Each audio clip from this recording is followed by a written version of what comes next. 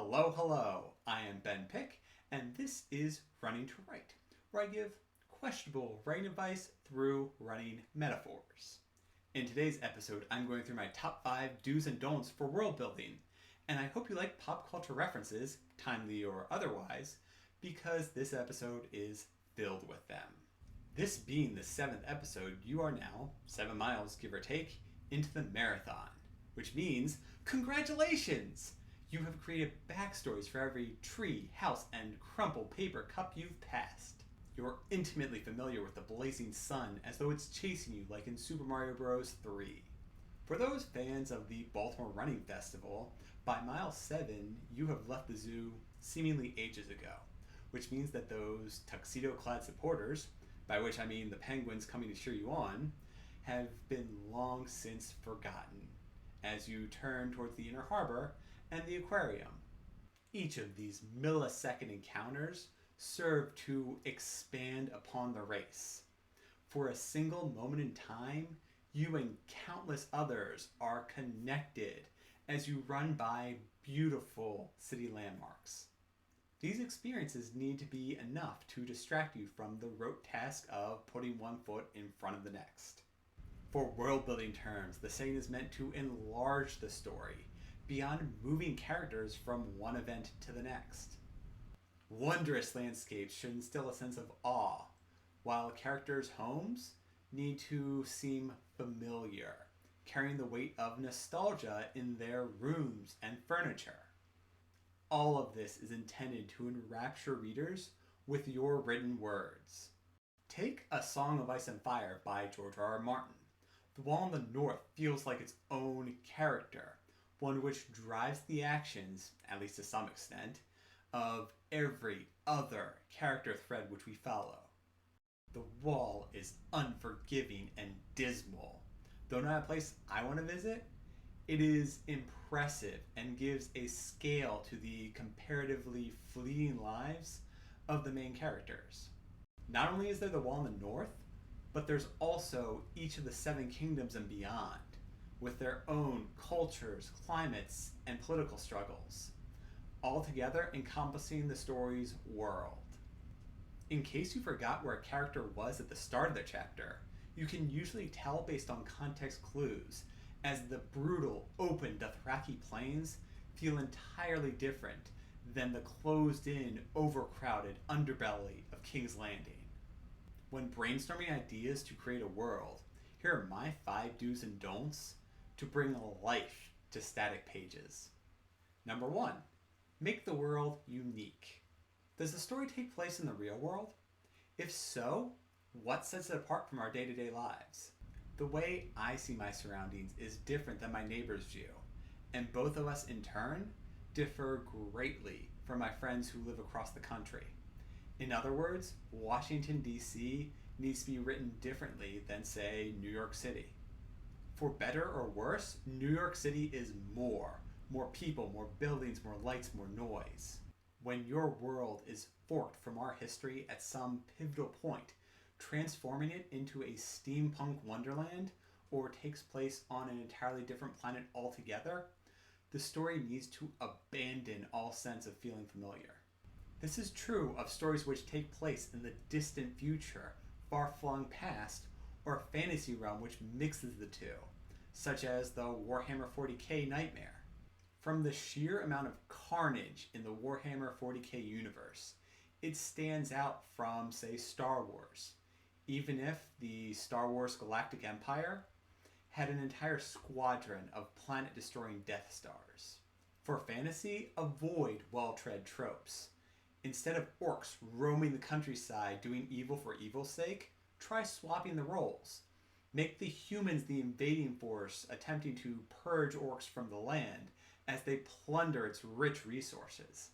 A well-done, unique world stands out much more than a fantastic setting which adds nothing new. Personally, this is why so many post-apocalyptic worlds blend together in a bad way for me. N.K. Jemisin's The Broken Earth trilogy avoided this problem. In her world, the collapse of society into close-knit communities is scary for how easily I can imagine the present sinking to that level. Without delving into spoilers, the primary contributing factor which created that post-apocalyptic world is not unique. However, the way her societies are constructed, along with the magic system, share little to no similarities between other stories I've read. The unusual places the characters lived in and the societies they interacted with made me want to discover more about the broken world and how it came to be. Number 2, world build an iceberg. As an author, you want to know all the in-depth details of your world.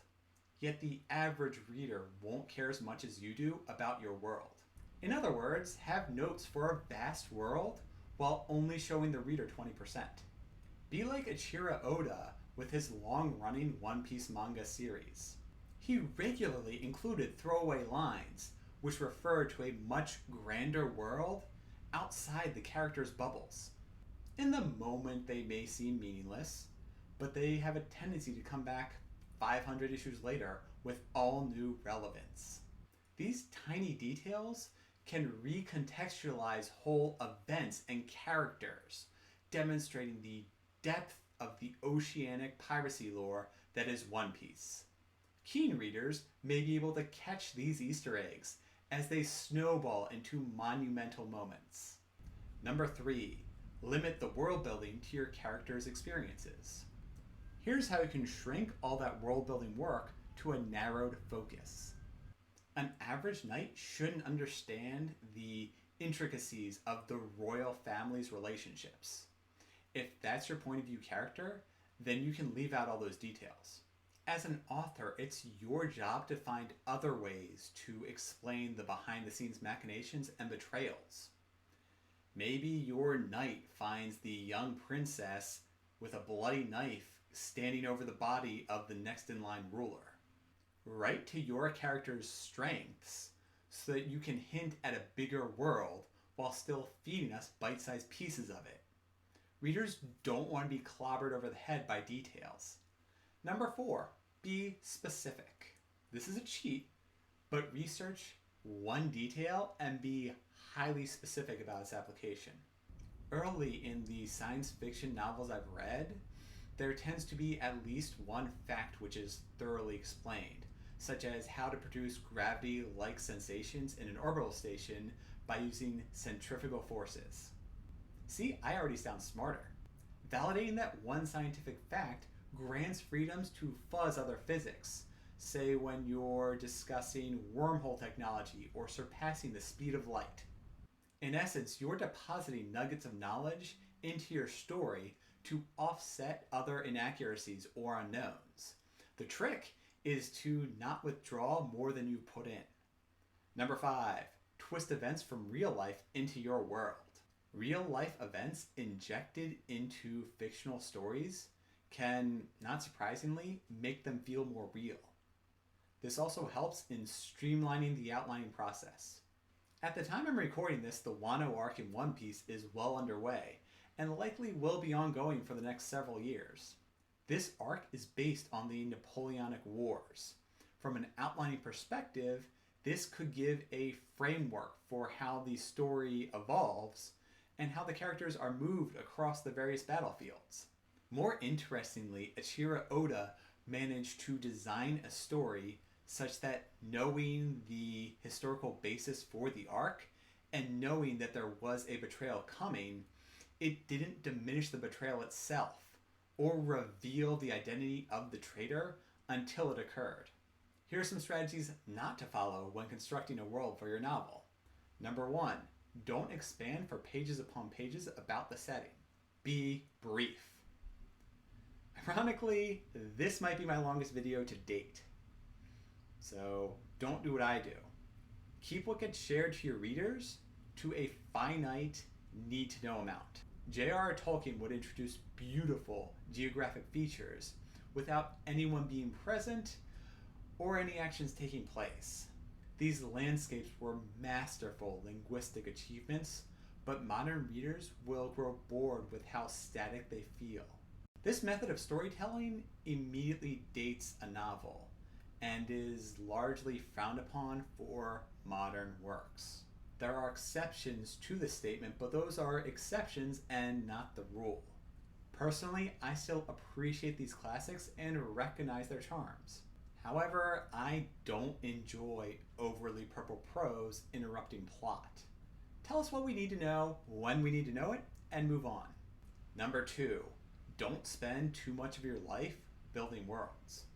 World building is vital, but don't let it overwhelm you.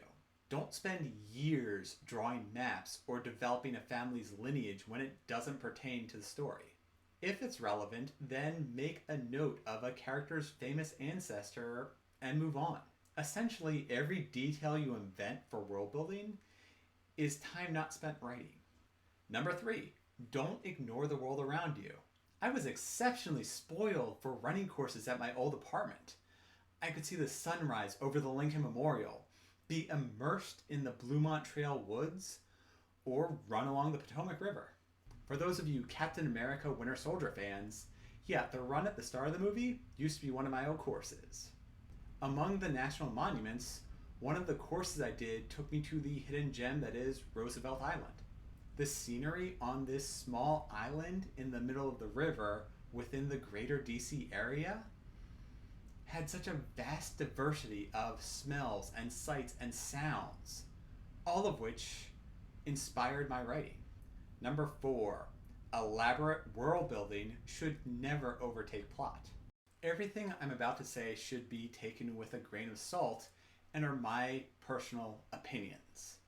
I'm about to criticize some critically acclaimed works without explicitly mentioning the novels or authors. Again, these are my own personal opinions, and based on overwhelmingly positive reviews, I'm an outlier. I've noticed a recent growing trend for more elaborate magic systems and world building based around a single what if phrase. Novels based around the concept of what if society were built around X, on the surface, seem more imaginative than they are. When you actually think about what is involved in creating that society or what it means to live there for an extended period of time, the inconsistencies tend to take me out of it. My biggest point here is that imaginative worlds shouldn't be used to obfuscate plot holes or lackluster characters. Otherwise, you end up with something that's creative and unique, but is, for lack of a better word, dumb. Instead, I could use inconsistent, unrealistic, or snooze fest to describe the stories that are more concerned with awing the reader than in their own substance.